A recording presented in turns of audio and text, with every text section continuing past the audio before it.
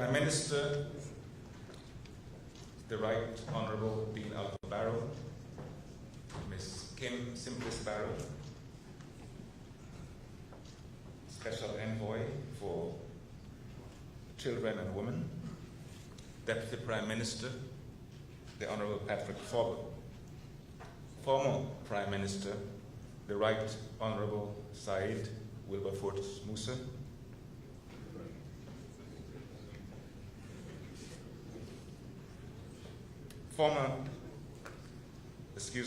Foreign Minister, the Honourable Wilfred P. Elrington, Honourable Members of the Cabinet and of the National Assembly of Belize, former Foreign Ministers seated at the podium, I said Schuman, Godfrey Smith and Lisa Schuman, mayors present, councillors present of our city, town and village councils, representatives of the diplomatic corps,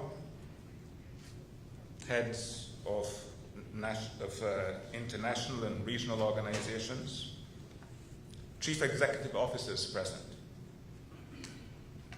We see we have in our presence also the new Commissioner of Police, Chester Williams. Welcome also to the security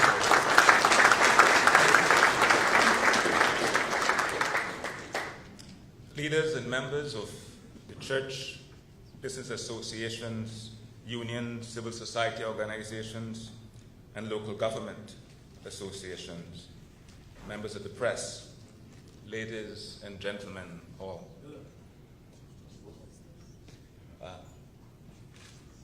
Apologies, welcome also to the Chief Justice of Belize. And I'm sure that there are others present who I might have missed based upon the list given to me. But welcome to all, ladies and gentlemen. It is my distinct pleasure to welcome you all here today for what I believe is a rather momentous event. This event has been jointly convened by 5 former foreign ministers of Belize. As you can see, included among these 5 are our current Prime Minister, as well as the immediate past Prime Minister of Belize, both former foreign ministers in their own right. I should tell you that I was invited by these former foreign ministers to be your moderator for this session today, and this is my only role. So let us get to it. Why are we here? We are aware that on the 10th of April this year, Belizeans across this nation will vote in a referendum on the most important national decision in 37 years of Belize as an independent state, whether or not to submit the Guatemalan claim of Belize to the International Court of Justice, the ICJ, for final resolution. The 5 former foreign ministers of Belize here present have together prepared a joint declaration in which they will state today their collective position on whether Belize should submit the Guatemalan territorial claim to the ICJ. Therefore, the purpose of our gathering this morning is for the 5 former foreign ministers here present to share their declaration with us, to sign their declaration, and importantly, to take a few questions from the invited guests and from the media. So our program today, from here on, will be my introduction briefly of the panelists, the reading of the declaration, the signing of the declaration, and then finally questions and answers from invited guests and from the media.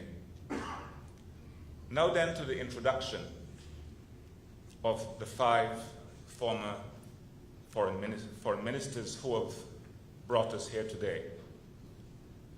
This is indeed one of those occasions when it is absolutely true to say that our panel needs no introduction. I will therefore be very, very brief, perhaps too brief, in introducing them based on their accomplishments. The 5 former foreign ministers here today are Prime Minister Dean Barrow, who served as Foreign Minister of Belize from 1984 to 1989, and then again from 1993 to 1998.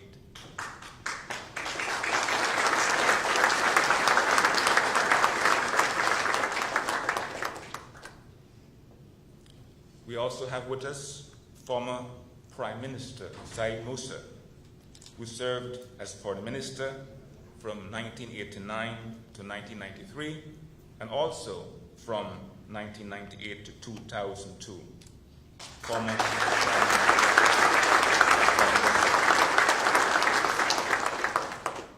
Also with us today is Asad Schuman, who served as Foreign Minister from 2002 to 2003. Asad Schuman.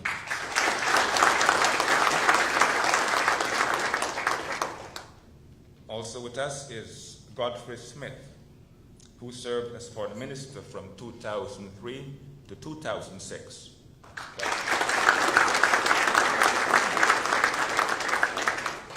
And finally with us today is Lisa Schuman, who served as Foreign Minister from 2007 to 2008. And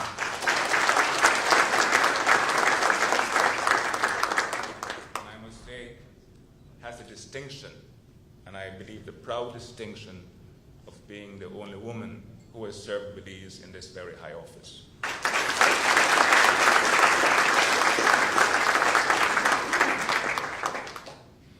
You will appreciate that as foreign ministers for some 24 years between 1984 and 2008, they have all played key leadership roles in the conduct of Belize's foreign relations, and especially in dealing with what we all call the baseless Guatemalan claim.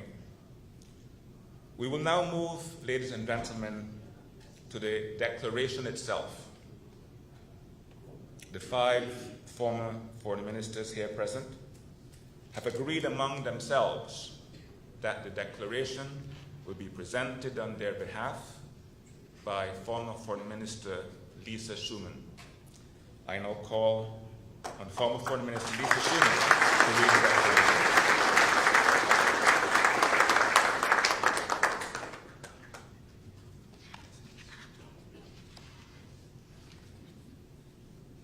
Good morning.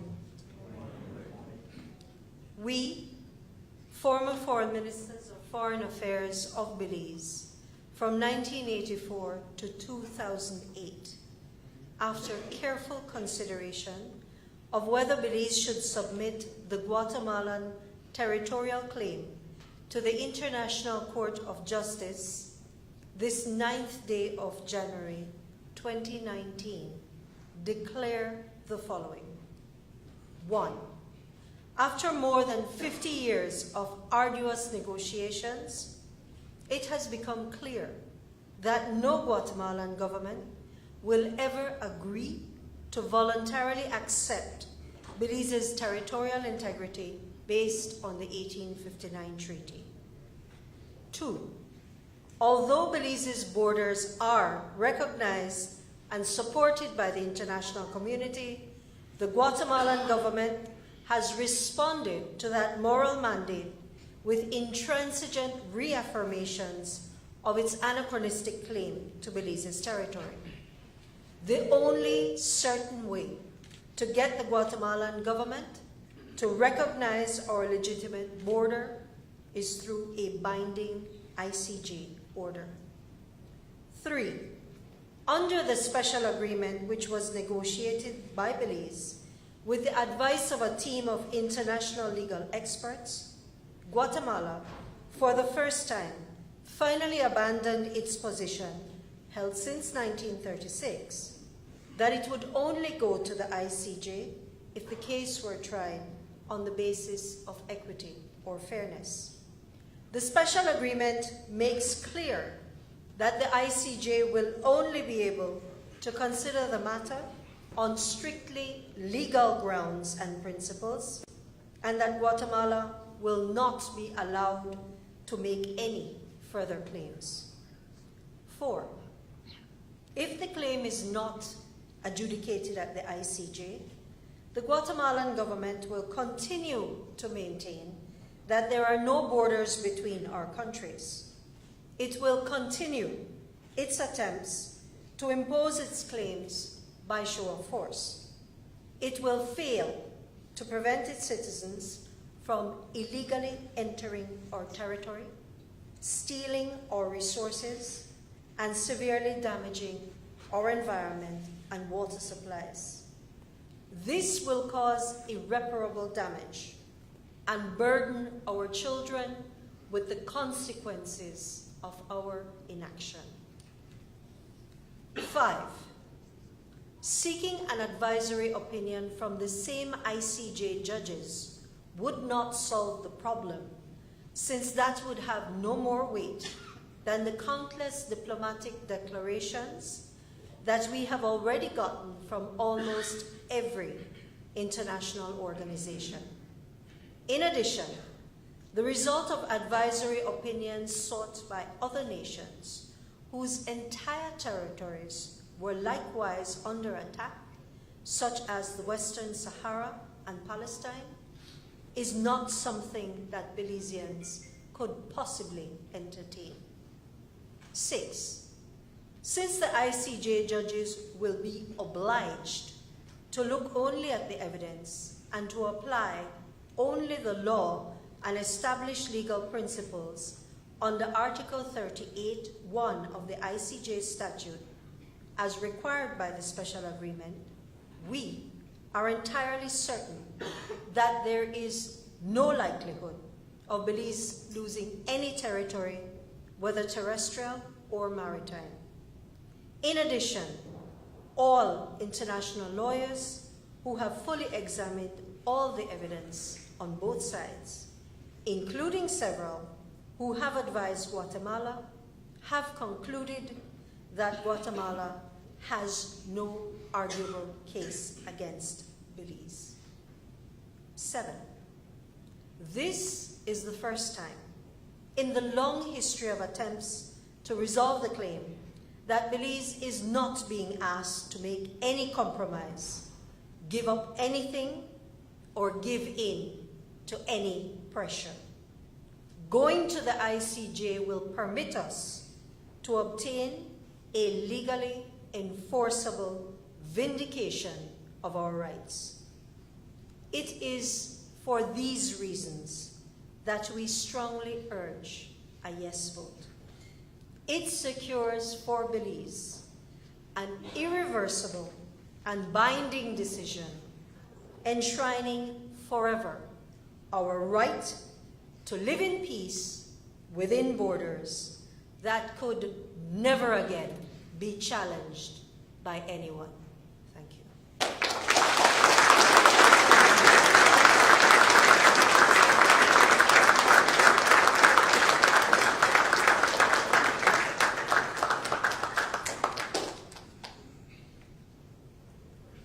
Thank you, former Foreign Minister Lisa Schuman.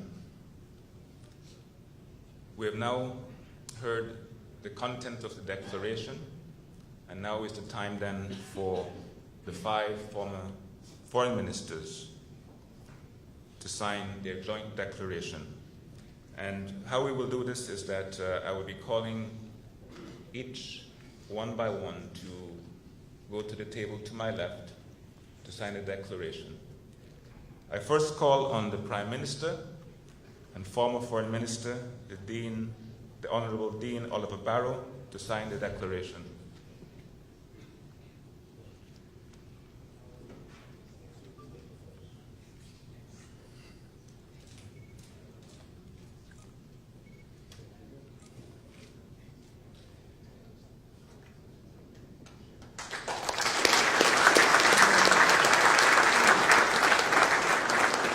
I call on former Prime Minister and former Foreign Minister, the Honorable Said Musa, to sign the declaration.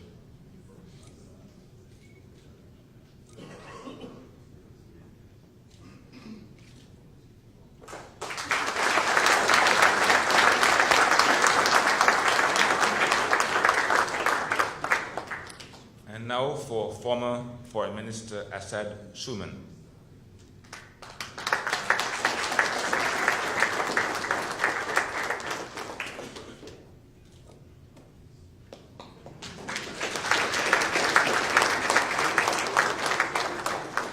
Former Foreign Minister Godfrey Smith.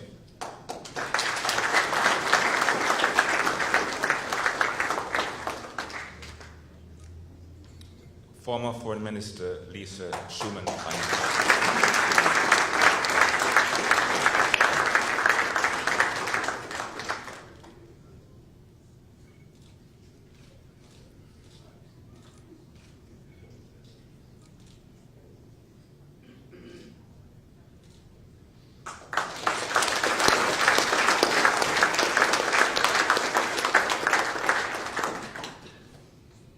Ladies and gentlemen, the declaration is now signed, and I believe that you will agree that we have witnessed a most historic moment in our journey as an independent nation.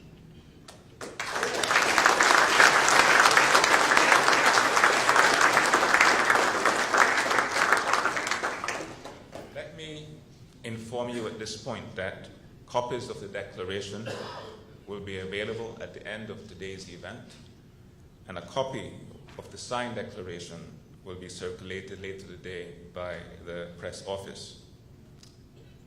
So we have reached a point in our program today where the 5 former foreign ministers, including Prime Minister Barrow, of course, and former Prime Minister Musa, have agreed to take some questions on the declaration they have just signed, urging a yes vote in the upcoming referendum. They have agreed that questions on their declaration can come from both invited guests and also from the press. So we will seek to give this segment of question and answers approximately 1 hour. And as your moderator, I will be asking that the following guidelines be followed. When called upon, please do state your name and organization or the media house you represent. I ask that you be concise and to the point with your questions and to refrain from long introductory statements. In order to ensure that we give as many persons an opportunity to ask questions, we will take 1 question per guest, and for the media, the very special media, 2 questions per media house. Kindly direct your question to 1 or more of the 5 former foreign ministers. So at this point then, I will open the floor for the taking of questions, and clearly I ask that these be relevant to the issue at hand today, the declaration and the ICJ referendum option. Kindly raise your hands or stand when you're requesting to ask a question. There are people from the press office and mics that will be circulating so that you can so ask that question. So questions for the 5 former foreign ministers.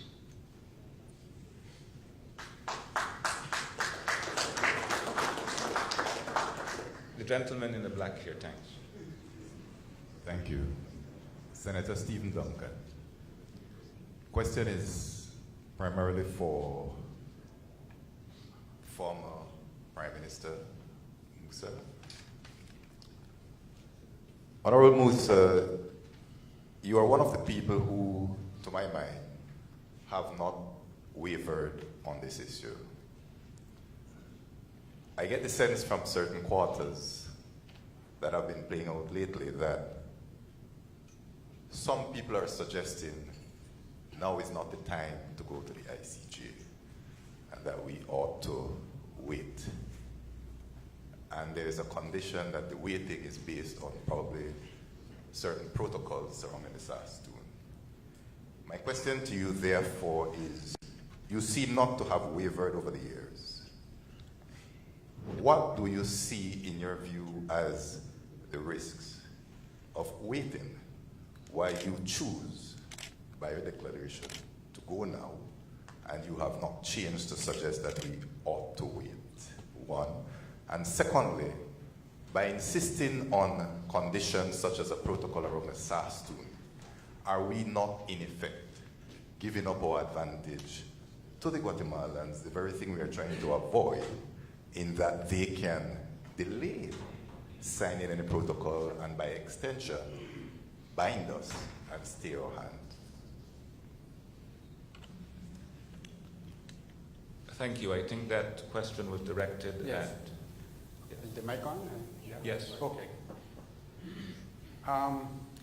You're perfectly correct in saying that I have not wavered in my conviction that this matter should go to the ICJ for a final determination. I reached that point, as the declaration said, after 50 years or more of fruitless negotiations. Before that, we were very hopeful that we could have settled it peacefully on a bilateral basis.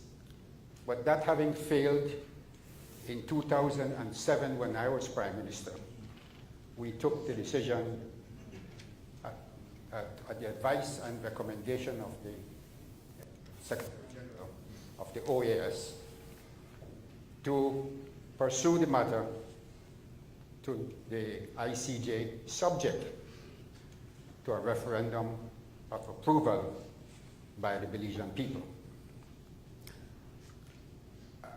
The second part of your question was why some people are advocating that we should wait. Actually, that is a position that I believe my party is about to take, that really we should postpone the decision, referendum date from April 10th to a later date. But I'm not here today to speak for the PUP. I'm here today as a former foreign minister.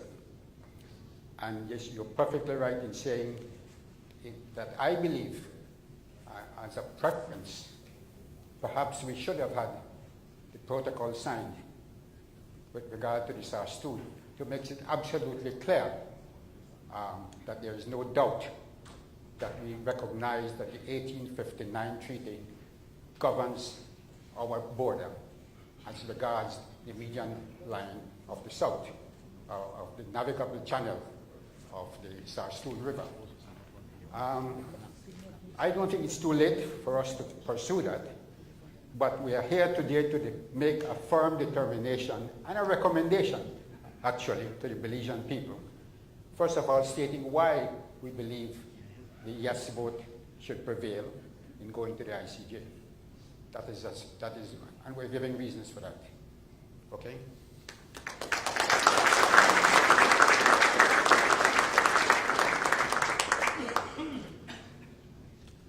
Other questions from invited guests? Media houses? The document is such a relevant and important to understand. I think I would like to have the former foreign minister read it again.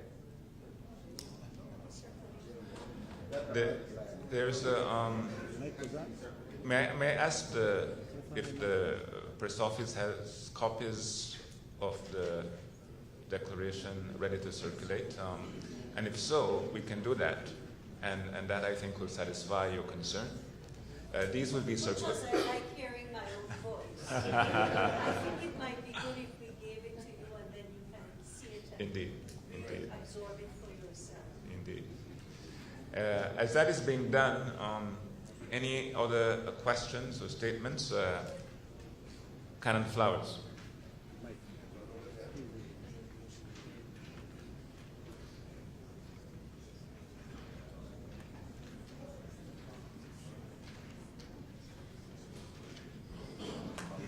Good morning again. This is more to our Prime Minister, if I may.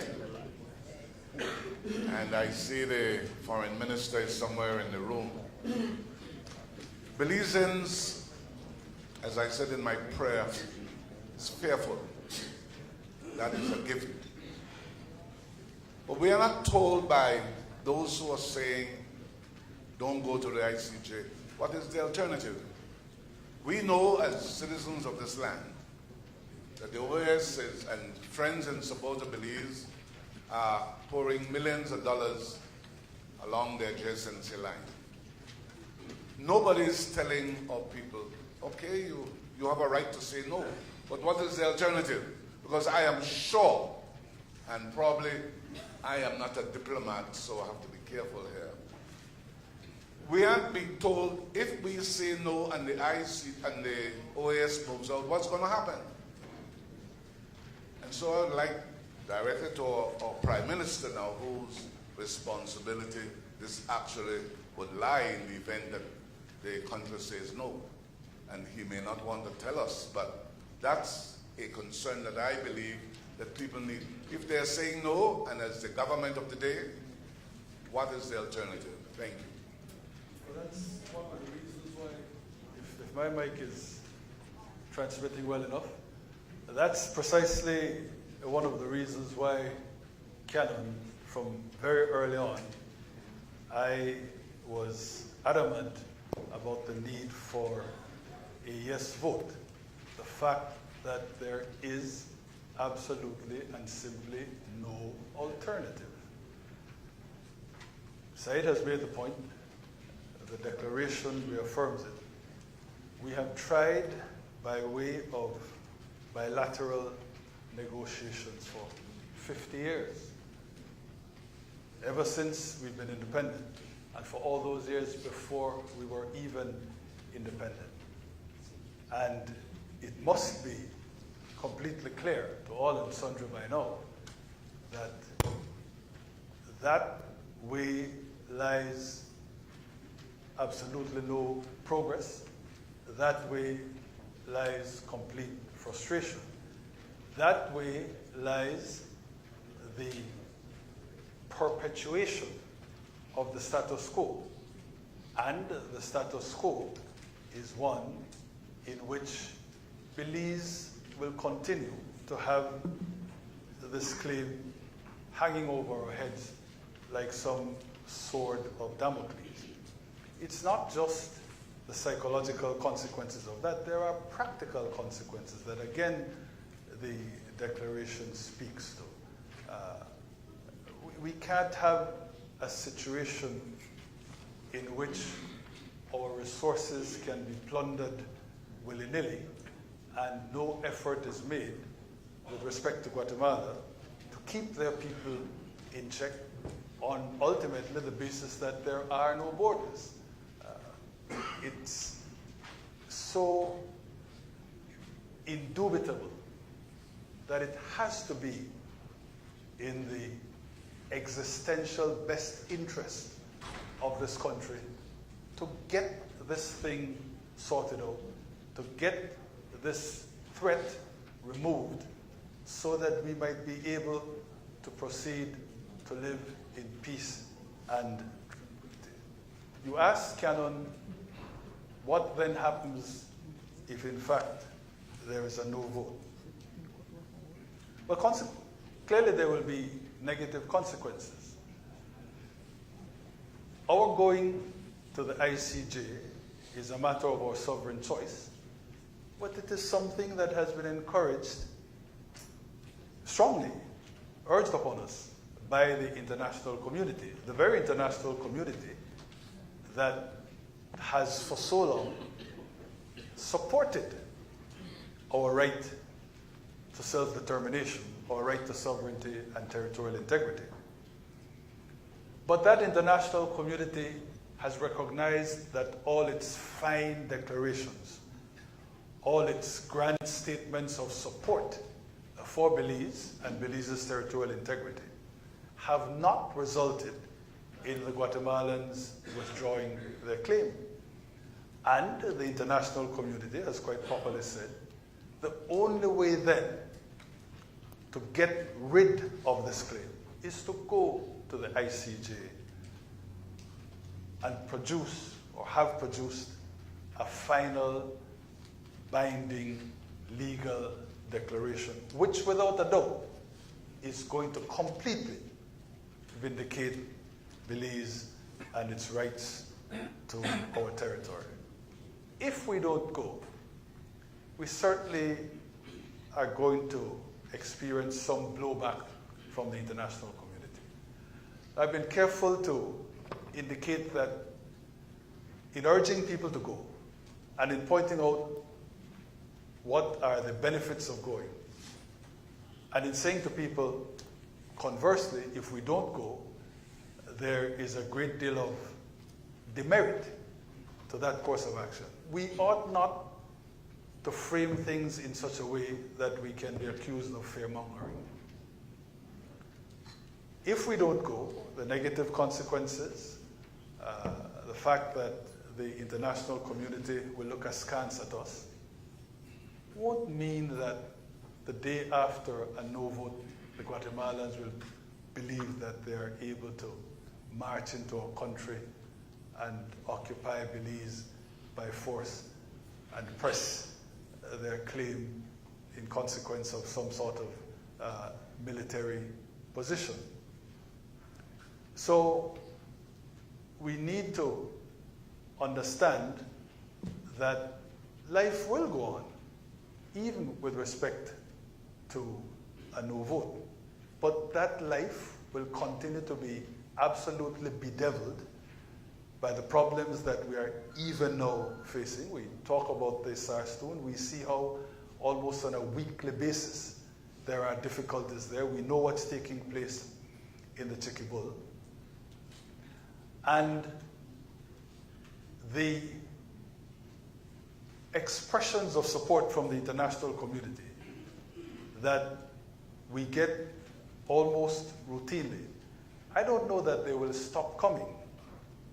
But you have to think that the international community will be less willing to go out on a limb for Belize if the people of this country, in exercise of their sovereign right, vote no to the ICJ. In that context, it clearly has to, for even those practical reasons, be by far the better course. In my view, the only course, the correct course, to say yes, to vote yes at the time of the referendum. But if the Belizean people vote no, all of us will be bound to respect that sovereign decision. All of us will be bound to pick ourselves up and to say that indeed it is not the end of the world. Whatever additional difficulties we will face, we will nevertheless make every effort to overcome, and we will continue to move forward as a sovereign nation, beating back in any way we can this unfounded claim. So it will be difficult, but it cannot be a basis for preaching from now any counsel of despair. You don't vote no, we're done for. No. If you don't vote yes, we're done for. No. If people vote no, it's going to make it complicated. It's going to make it problematic. But we as a people ultimately will be bound to overcome in some form or fashion. Thank you, Ken.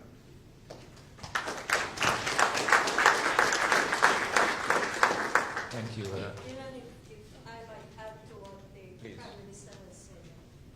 For me, it is, I think, a matter of speaking to Belizeans to say that, in my view, it is important to calculate that a no vote has a cost.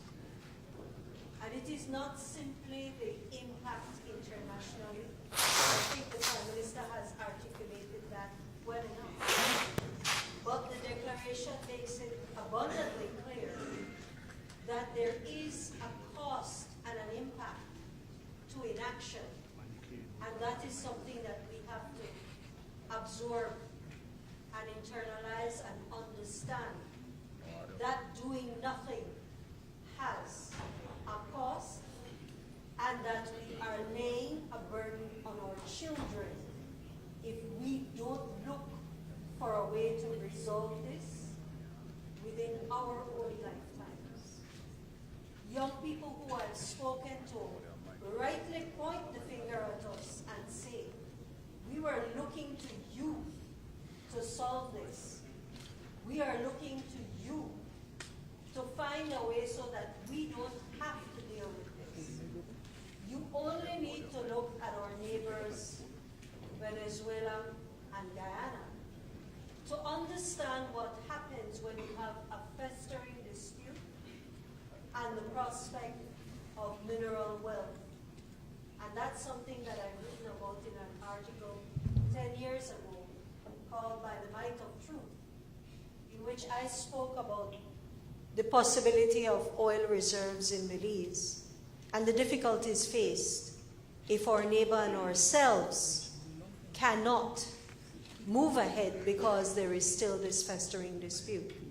So for me, as important, Prime Minister, and as urgent as the impact internationally, more important and urgent to me is the impact on every single Belizean, from Grand Creek to Consejo Shores and everywhere in between, because we are the ones who are impacted most by this. And I think that is something that is critical and important to factor in when you are looking at the situation of whether to vote yes or whether to vote no. Thank you.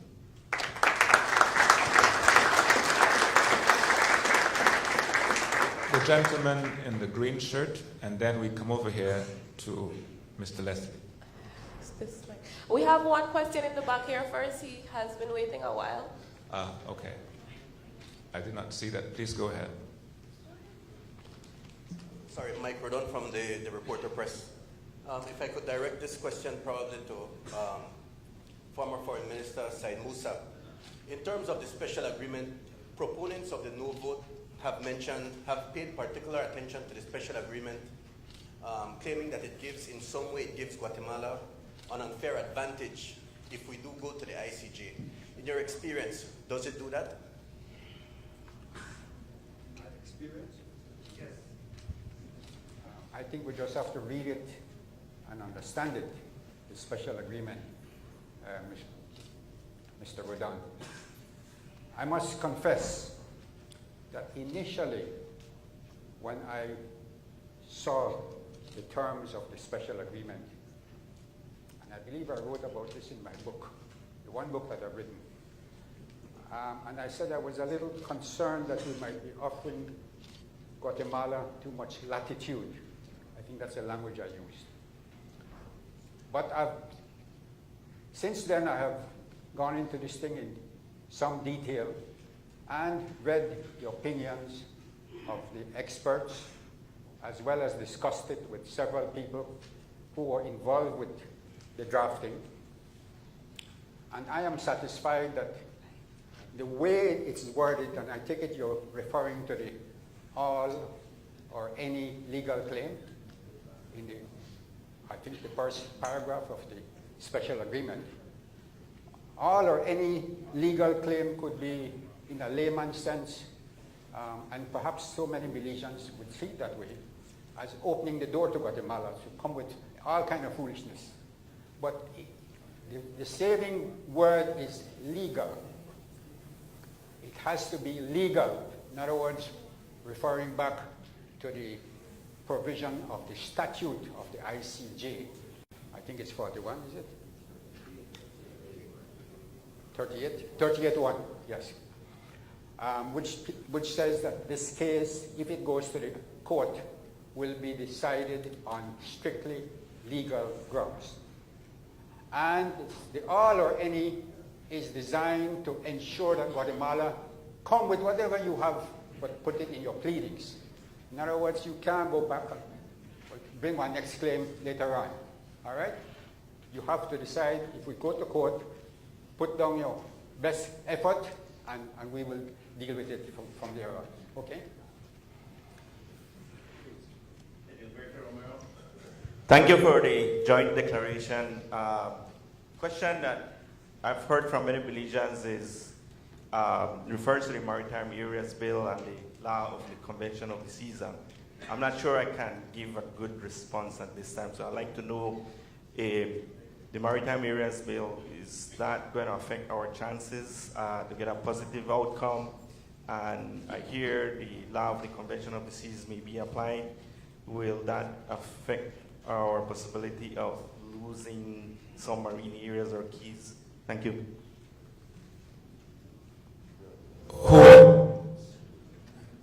Who would like to take that question? Please. The answer to the question is that, as framed, the Maritime Areas Act will not affect our case at all. I assume you're referring to the section in the Maritime Areas Act that for the purposes of negotiation, we had voluntarily not gone further. Those words are important, for the purposes of negotiation.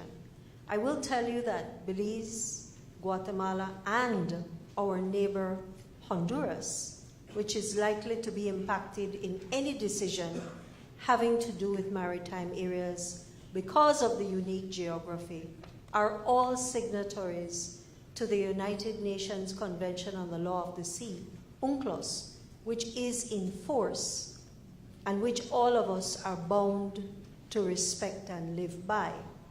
That is not to say that the Maritime Areas Act can't, for instance, be amended. That can be done. That is an act of Parliament and will require parliamentary will. But as it stands, no, in my opinion, and this is only my opinion, it will not impact any decision that any court is likely to make because of the specificity of the language in there. A thing that people tend to forget is that the Maritime Areas Act is not just about our territorial waters in the south. The Maritime Areas Act, in fact, goes further, and for the first time in our legislative history went out to the 12 miles on the UNCLOS elsewhere, and it also speaks about the exclusive economic zone. So be careful when assuming that the Maritime Areas Act in total must be thrown out. It actually contains a lot of very important things that we should never let go of or yield on. I hope that helps. Thank you, Mr. Leslie. And then over to the media. Mr. Leslie had his hands up first. Please go ahead. Good morning. First of all, I would like to thank the distinguished panel of legal minds, not just foreign ministers, to help us make our decision on the 10th of April.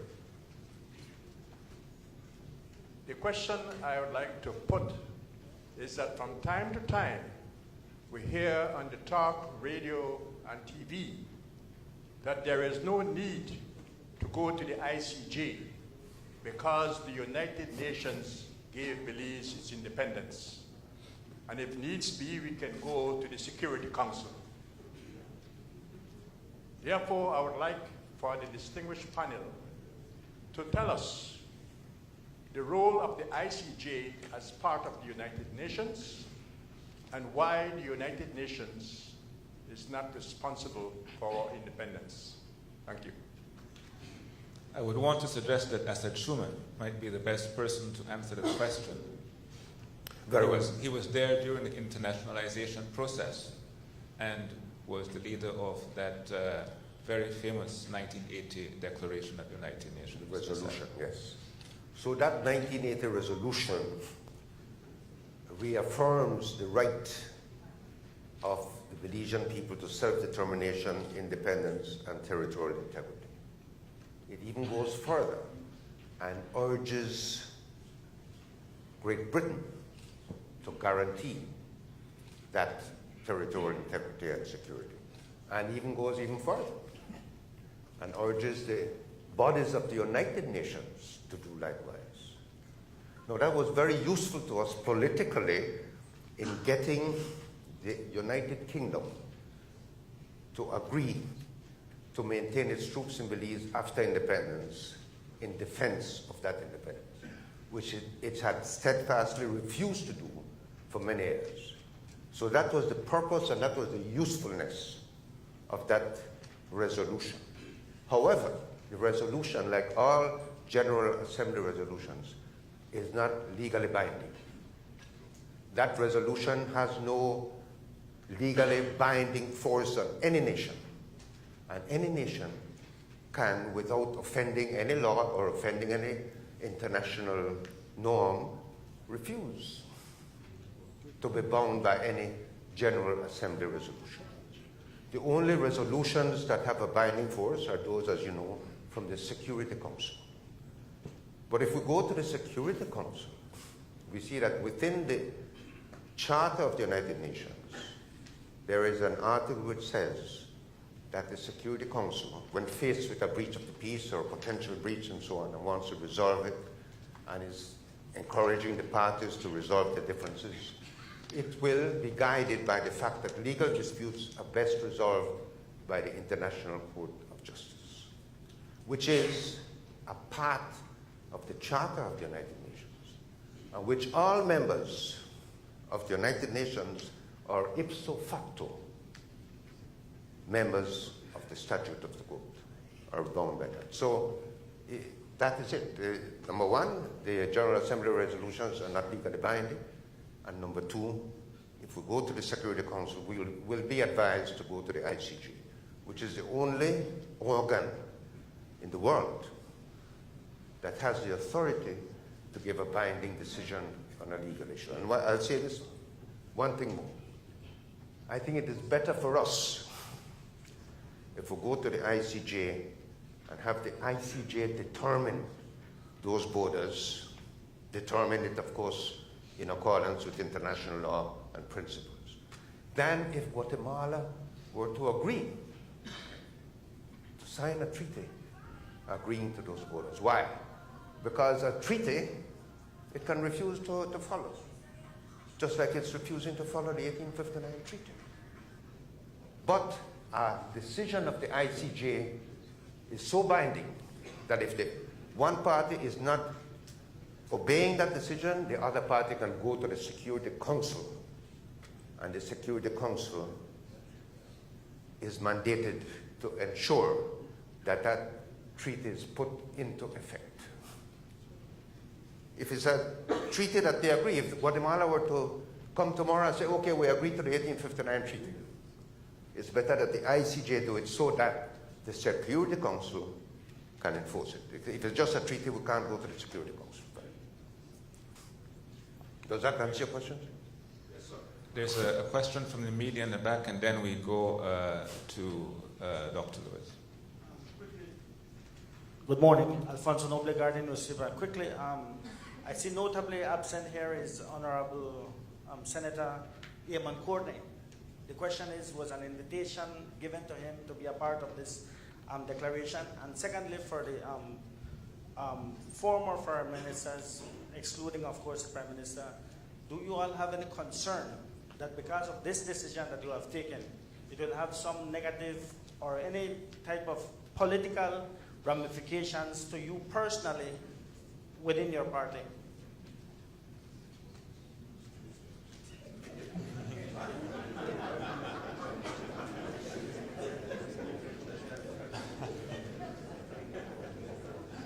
Yes. As the moderator of this session, I did ask the 5 former foreign ministers the exact question you asked about the absence of former Foreign Minister Eamon Courtney. And the very short answer is that he was approached and declined.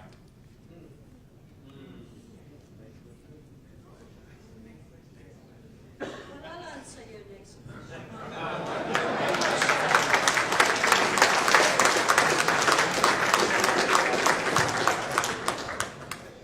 As you know, Alfonso, I'm not shy at all. And I've put this on social media, but I'll say it again. I do not speak for any political party on any issue. And in particular, on this issue, I have been adamant since the beginning that my position is a position held first and foremost because of how I feel and what I believe to be right for my country. That's number one. I have absolutely no fear about political repercussions because happily,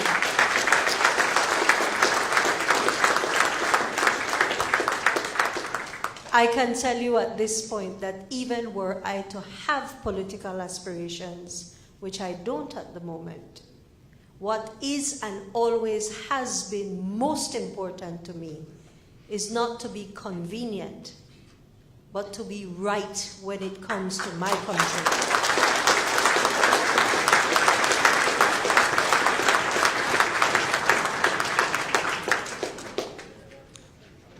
Dr. Gilda Lewis. And then we go over here. Yes. I will sit after having introduced myself because age is catching up with me. I want to thank former Prime Minister Said Musa for having appointed me in 2000 to serve on the National Advisory Commission on the Guatemala claim. I want to thank the UDP administration for continuing to appoint me.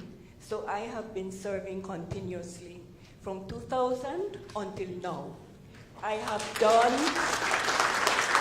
a tremendous amount of looking at the ICJ website and educating myself. I'll sit down now. I will end with 2 questions, but I want to start with some words of encouragement for those in Belize who fear that we could lose from the Sibun to the SARS-2. I think that that is the biggest fear that is causing concern to Belizeans. And because of my going to the ICJ website regularly, I can say a few words from the voices of the judges at the ICJ. In the Libya-Chad case, there was a separate legal opinion by Judge Ajibola. He was not going against the judgment, but he wanted to enlarge on the judgment. And he said that Libya had a territorial claim, whereas Chad had a boundary claim. And in his opinion, the court, first of all, dealt with the boundary, and because of that, they had no difficulty whatsoever in deciding that the boundary remained. And so the judgment went in favor of Libya. In the Cameroon-Nigeria case, the court said that it is not their task to either delimit or demarcate a boundary. De novo, which means starting over again. That is not their task. Their task is to examine the documents that are presented to them and then make their decision based on the legalities of the documentation that is given to them. Recently, I went to the ICJ website to find out for myself what is happening with the Guyana-Venezuela case, where Venezuela is claiming 2/3 of Guyana. And I found a reference to the Honduras-Nicaragua case that Guyana is citing as part of their evidence. And what happened there was that Honduras and Nicaragua signed a demarcation treaty, which meant that they would be appointing boundary commissioners and so on. But within that treaty, they had a provision that if the boundary commissioners could not really make up their minds on anything, then it would have to go to arbitration. And the King of Spain became the arbitrator when the Boundary Commission could not really decide on a small piece of the boundary and ruled in favor of Honduras. And this is the point that I think we need to really focus on. When the judgment was given, Nicaragua sent a telegram to Honduras congratulating them and saying, we're neighbors, we have to live together. It was a satisfactory resolution of the dispute. And the following year, Nicaragua published the award in their government gazette, their acceptance. 5 years later, Nicaragua decided to declare that from their own internal, whatever was going on there, they decided to declare that the King of Spain's award was invalid. And so Honduras and Nicaragua spent over 60 years in mediation and negotiations and all of that stuff, getting nowhere. And eventually, Honduras took the case to the ICJ. And the ICJ ruled in favor of Honduras. And in the words of the judges, they said that it is not open to Nicaragua to go back on its acceptance of the award, having accepted it in the first place and having acted upon it officially to show that it had accepted it. So it's not up to Nicaragua to go backwards. Dr. Lewis, can I ask you and to... I said to myself, if the ICJ came down so heavily because of 5 years later, how are they likely to come down in our case where it is like 86 years later? So if that gives anyone any comfort, I'm putting that out there. My 2 questions.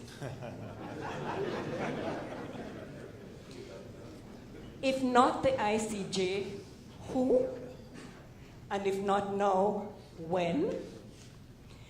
And my second question is, I have not found any case so far where the ICJ ruled because of a boundary in a treaty and then turned around and changed the boundary. If anyone can help me to find such a case, I would be grateful. Thank you. Thank you. In terms of the questions, I do not know if former Foreign Minister Godfrey Smith might want to take those. I think the question Dr. Lewis posed has already been answered by a previous panelist in terms of why should we go now. So I think that has been answered. What I'll do instead is to respond to a question not asked here. In listening to one of the talk show radio wake-up please with Mose Hyde, he appeared to me to be very concerned as to what motivated this group of former foreign ministers to make the declaration, and queried whether we were doing it voluntarily or at the behest of some foreign force. So I just want to... No, I mean, I think it's important to respond because it's an important radio talk show and it influences a lot of people. The simple answer is that no, we have not been trotted out at the behest of any foreign force or power. And the idea was generated from among the foreign ministers themselves. It's a question of duty, honor, and principle, and it's as simple as that.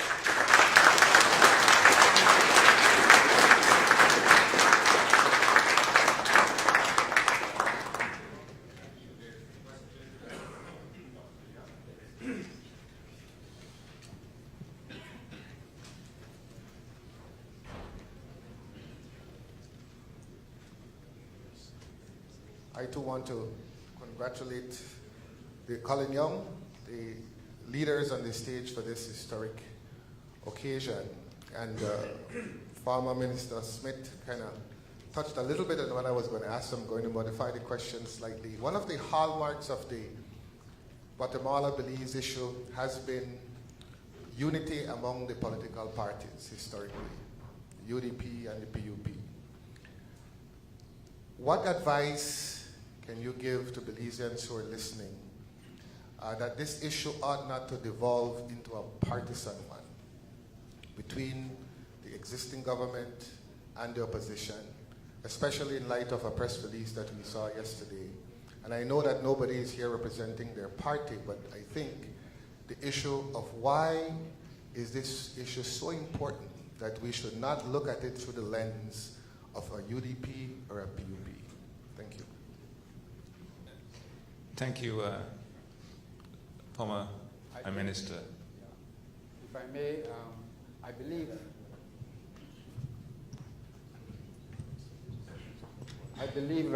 Lisa has already mostly answered the question, but I will add to it.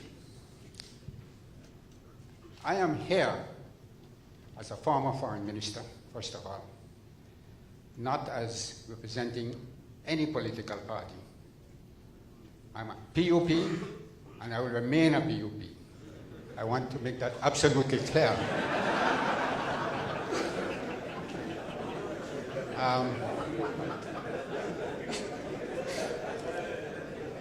Among our discussion, the issue came up. Well, actually, somebody has approached me and says, wouldn't you be following Dean Barrow, the Prime Minister, by sitting down at the same table with him on this issue? My answer is, Prime Minister Dean Barrow is following me. Because we were the government before, and we were the ones that took the decision to pursue this path of going to the ICJ. Does that answer your question, sir? In other words, we need to put party politics aside, man. This is too big an issue. This is the national, we're talking about our country now.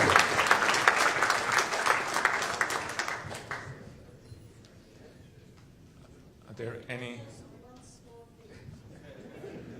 I think that it is important to note that the years that we have been most successful in advocating our cause has always been the years in which we manage this on a bipartisan basis. And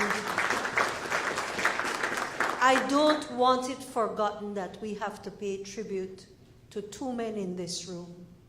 One is the Right Honorable Said Musa, and the other is the Right Honorable Dean Barrow.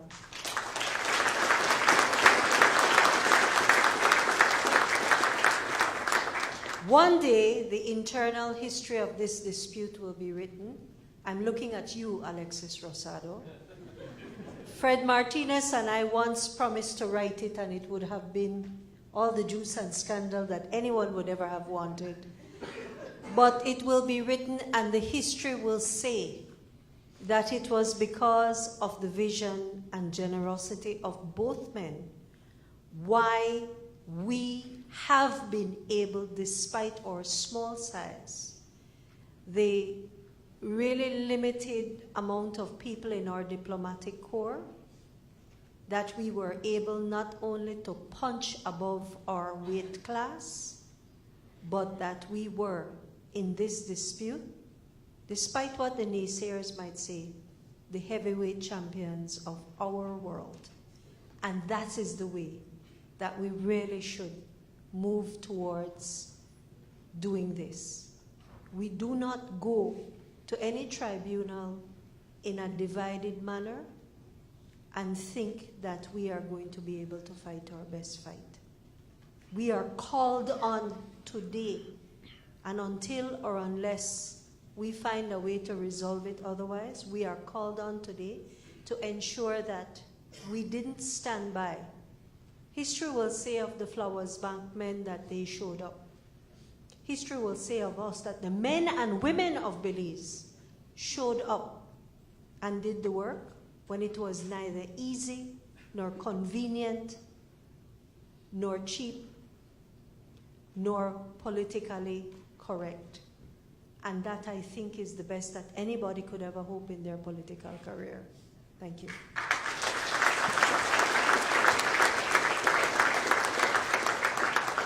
We have a question from the gentleman in the white hat in the back.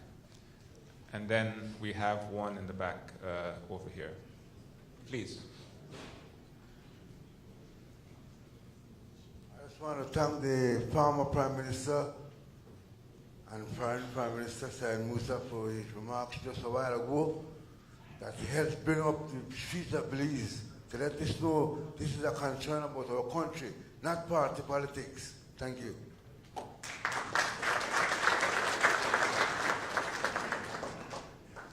And then in the back we have Mr. Fairweather.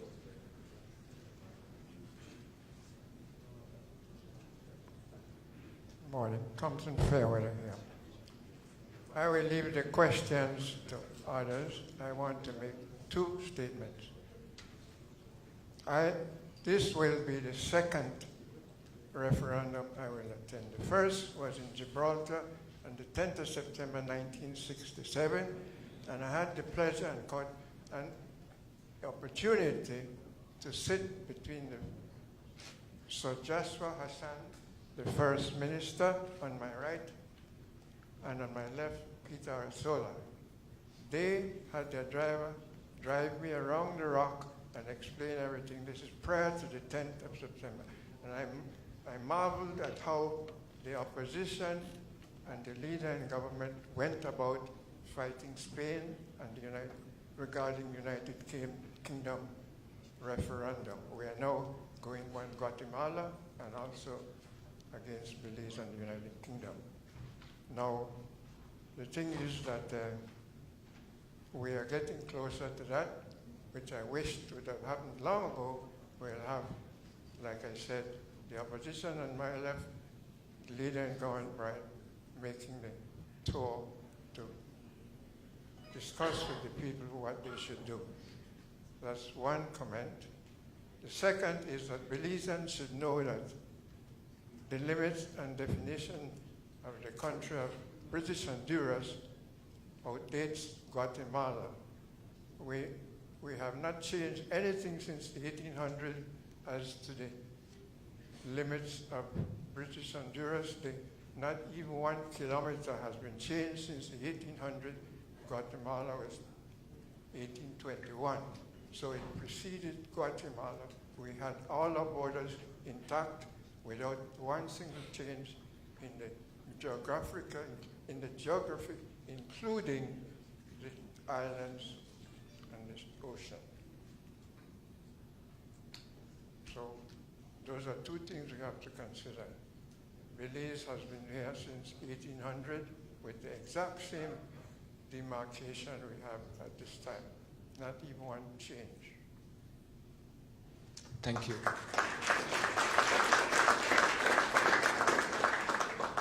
Yes, in the back, I think there's someone who wants to ask a question. Is it from the media? Yes, sir. Yes, sir. Please identify yourself. Good morning to everybody. Daniel Ortiz from Channel 7 News here. Anybody from any of the distinguished gentlemen and lady at the head table, just last week, the group which calls itself the Belize Peace Movement held a press conference to suggest or to try to convince the population that leaders of the country, both present and past, have lulled the general public into a false sense of security that we have such an ironclad case. And they were pointing to different deficiencies in the 1859 treaty, which they, in their opinion and their research, suggests that there may be problems with the resolution of both sides from Belize and from Great Britain. Can you say, anybody from the head table, how influential, if there is any, these deficiencies may play into our case should Belizeans vote to go to the ICJ?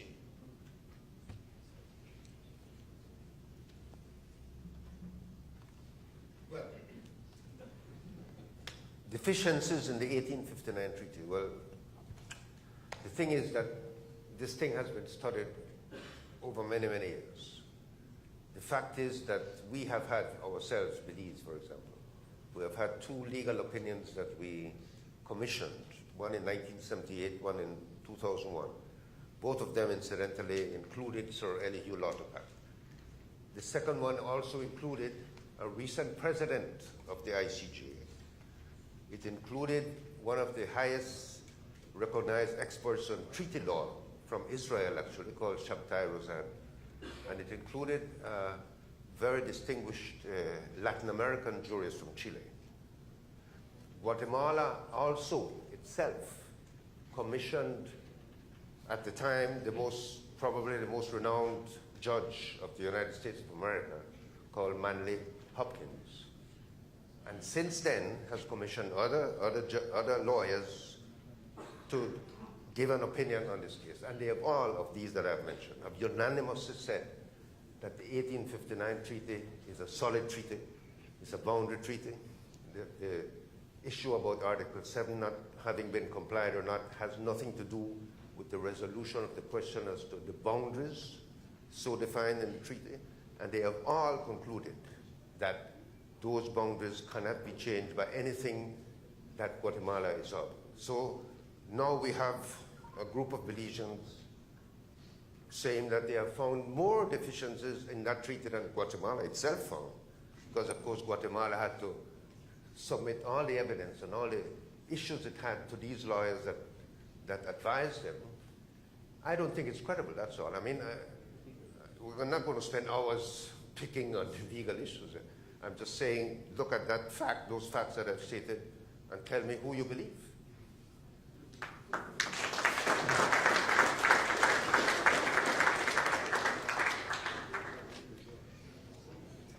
Please, in the back.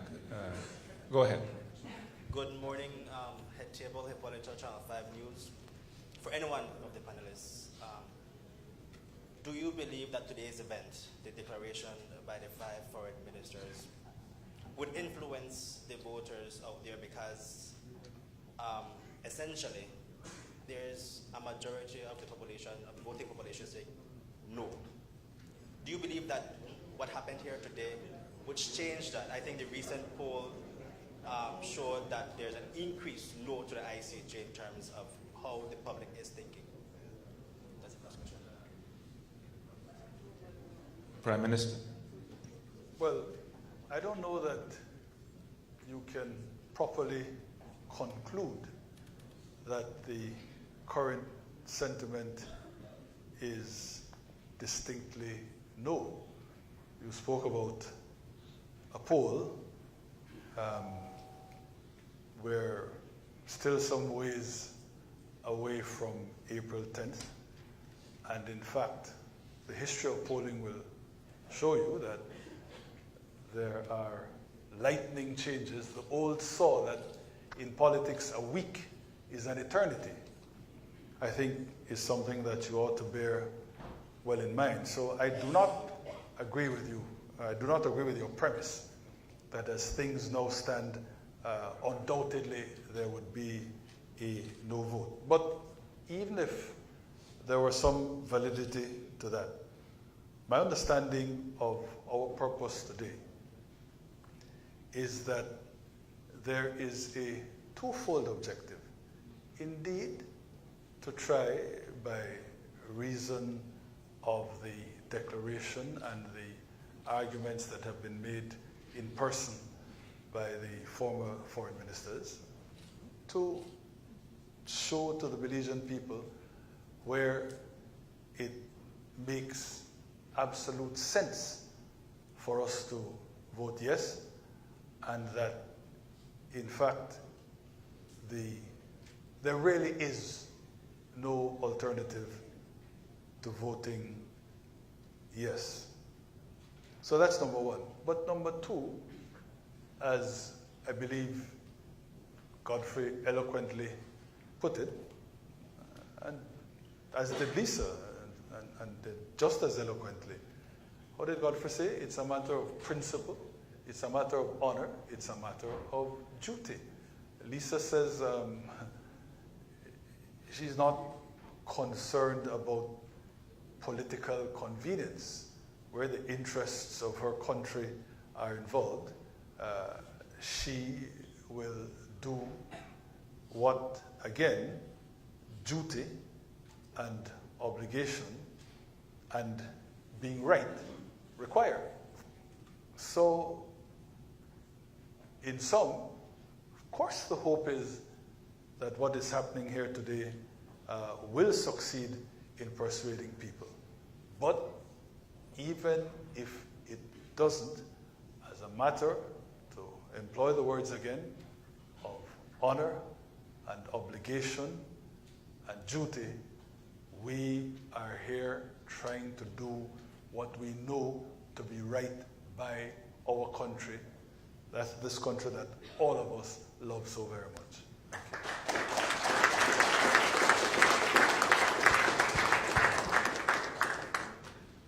We are 3 months away from the April 10th ICJ referendum.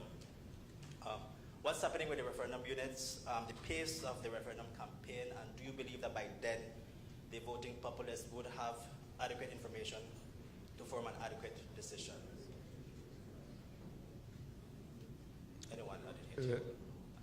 The question has to do with what is happening with the public awareness campaign and the referendum campaign. And if anyone of the panelists believe that by the time April 10 arrives, that the voting populace would have adequate information to make that, that decision away from emotions, away from fear. Well, that's certainly the hope, and that's certainly the objective of the effort that's being made.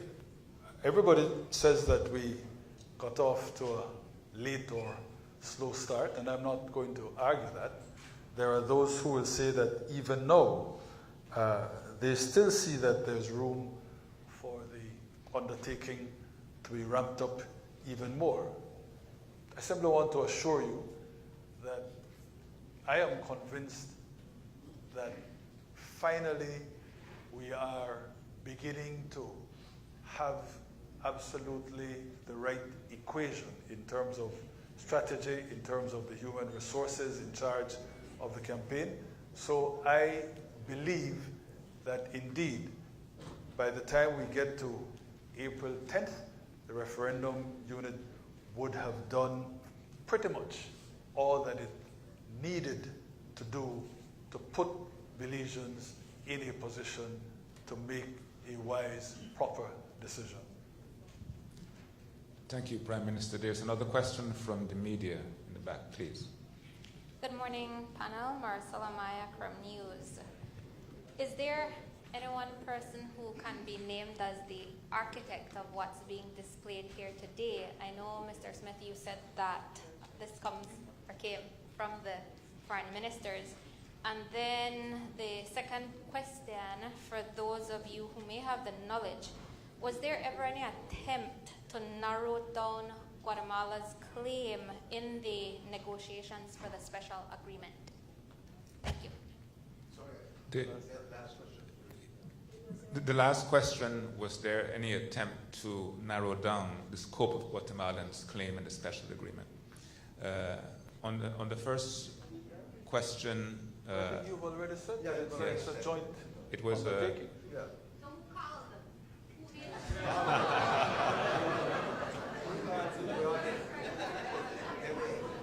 Let me answer the other question. All right, on the other question, the substantive question, during the negotiations, which I took part in, because although it was a new administration, the UDP, the same team of negotiators stayed with that question all the way to the finalization of the special agreement. The whole team was there, plus we still had the advice all along of the lawyers who will be with us if the people agree that we go to court, who will be with us at the board. So we were the same negotiators for years. We continued up to the end of signing of the special agreement. And yes, there was a problem about getting Guatemala to be precise. What are you claiming? Because obviously it would be nice to know that. They were in a very difficult position because first of all, remember that historically they have claimed the entire country, saying, oh, we inherited that from Spain, which is rubbish, and I could tell you why very quickly, because, for example, Spain did not recognize Guatemala at all until 1863, years after the 1859 treaty. So how could they inherit anything from a country that didn't even recognize it? But anyway, that was their problem. That was their position. They inherited all that territory. So how are they going to say with anything less than that? Well, they got into a worse problem when Belize became independent and the whole world recognized Belize. Or you're not going to say that it has any territory, but even worse, when Guatemala itself recognized Belize. How can they say that a state has no territory and they have recognized that state? So what did they do? In 1999, they kind of reformulated their claim. And they said from the Honda to the Sibun, well, Spain had given Britain certain, treaty rights to cut wood, etc., etc. So we can look at that a little differently. We're not withdrawing our claim to that. We're just putting that aside for now. But for the rest of it, from the Sibun to the Sarstoon, Britain just stole that. So they have to give that back. That was their position. So that's why a lot of people feel, well, they're claiming from the Sibun down. But no, remember, they did not give up the claim to the rest. So what does a negotiator from Guatemala say in 2008 when you ask him, what are you claiming? He can't say the whole of the country because that will be ridiculous. They've recognized me. He can't say from the Sibun to Sarstoon because then he's violating what his own people have said and what their constitution says. They have not given up the claim to the rest. They still claim it, but they put it to one side. So what can they say? Nothing. They choose to say nothing. And they wait to see if the Belizean people agree to go to court. Then they have to say what their claim is. But that's why we couldn't get them to state particularly what the claim is. And so we had to do something about that. And what we did was we included the words any and all legal claims to ensure that they cannot claim something now, like say Sibun to Sarstoon, lose that and then come back and claim Ambergris Key or one of the other keys or something else. So that was the trick, that if we hadn't put those words in, it would have left the door open for them to come back again and try and get another piece of claim or another piece. Bite of the mango, piece of the cherry, whatever you call it. So therefore, that is the answer to your question. Are there any other questions from our invited guests or the media before we begin to close? Yes, Rafael Manzanares, please. Good morning. Well, first of all, I want to congratulate the panelists.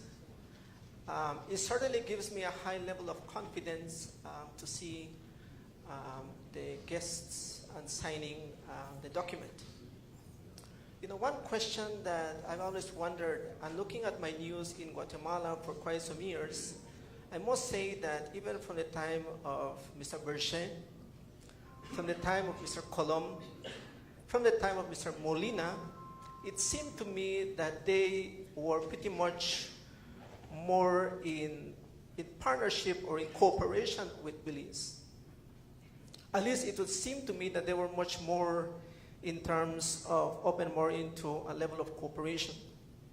Of course, Molina signed the agreements, the 14 MOUs a couple of years ago.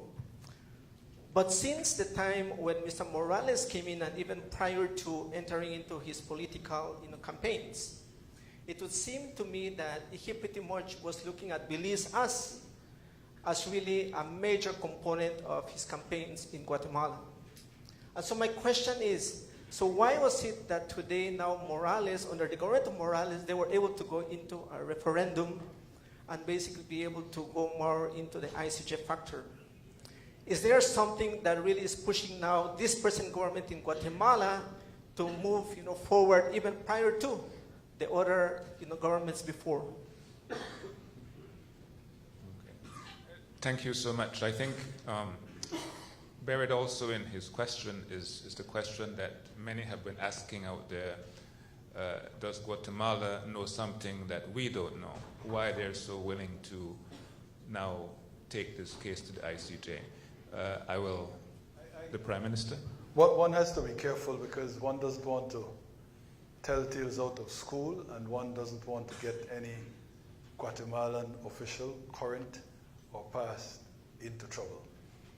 But so without identifying my interlocutors, I will tell you that very, very senior Guatemalan personnel, members past and present of Guatemalan officialdom, say to us, and I'm sure this is the experience of every other member of the panel, look, it's impossible for us to negotiate a solution that will recognize Belize's territorial integrity, because for historical and for current reasons, the administration that would do that, the personnel made up of that administration, would be seen as the ones that lost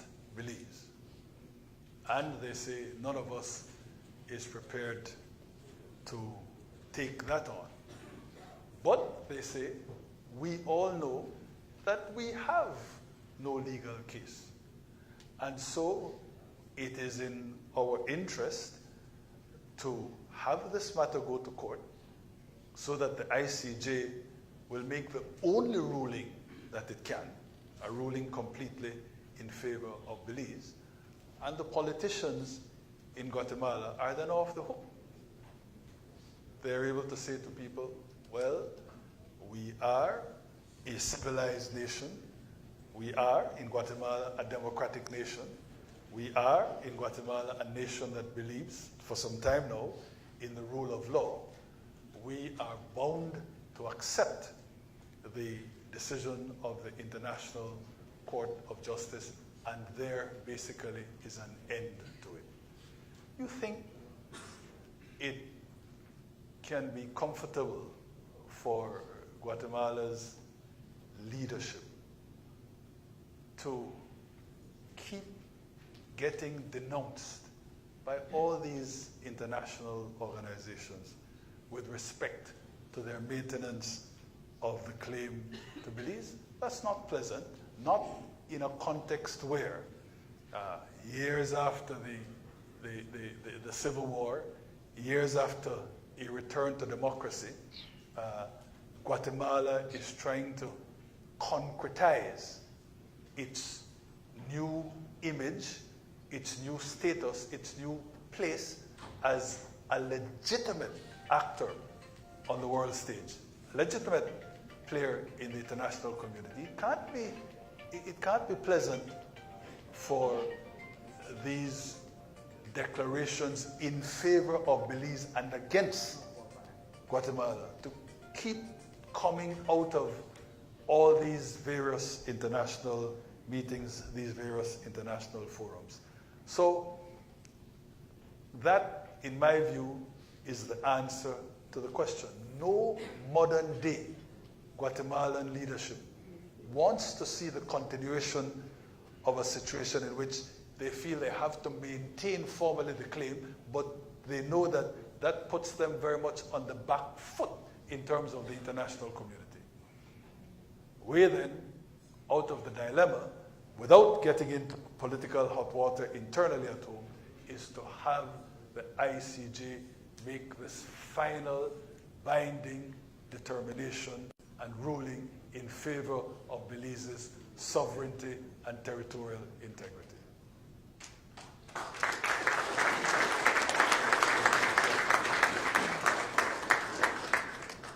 I see, there is one more question. I see Mr. Dennis Jones.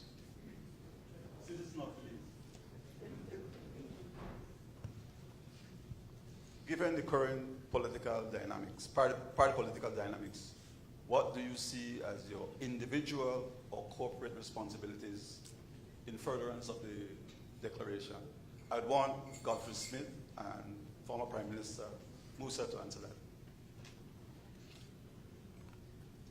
I'm not sure I understand the question, but I'm here.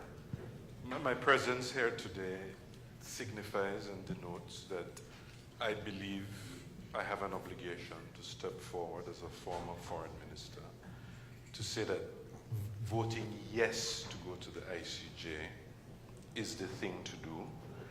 I fully appreciate how sensitive and divisive the issue has been. I fully appreciate that visceral fear on the part of a wide swathe of the population that there is a chance that if we go, we will lose some maritime or terrestrial territory.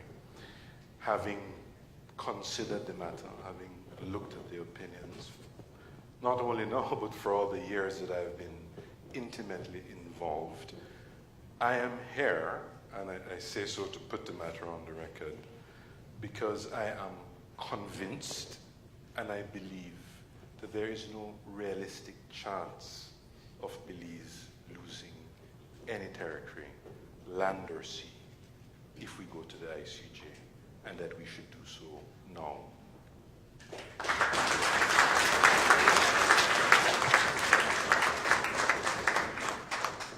And as to the other part of the question, which I understood to be how will the declaration be further shared? Will there be activities hereafter, I suppose is the question. Would anyone like to take that one? Well, speaking personally for myself, and I think it was directed at me, I see my role, first of all, as staying true to my convictions and stating publicly why I say yes to the ICJ. And it's all in that declaration. And of course, I see my role going forward. But first of all, let me just quickly add, and I don't see this as, and this is perhaps dealing with another question, as causing a rift in the opposition party. I need to make that very clear. Because at this stage, our party has only taken a decision for every member of the executive to state his position, yes or no, as a matter of conscience. Well, I go beyond my conscience. I go by conviction as well, because I believe that this is the right course. It's the right thing to do, and that we want to be on the right side of history when it comes to this existential issue involving our country.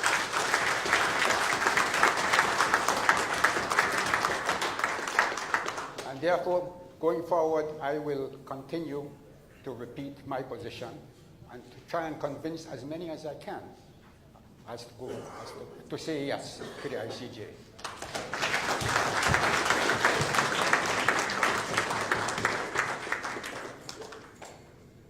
You can join me tomorrow morning on Open Your Eyes at 6:30. So the follow-up is going to happen with some of our panelists indeed. Ladies and gentlemen, I think that we have come to the end of this question and answer period. I do not see any other hands up burningly, and we have also reached the midday hour. One of the things that, however, I want to use in my prerogative as moderator is to ask any of our panel, former foreign ministers, if they have any final statements to make in a minute or two. Is there anything else that anyone else would want to state before we close? Okay, I don't see any.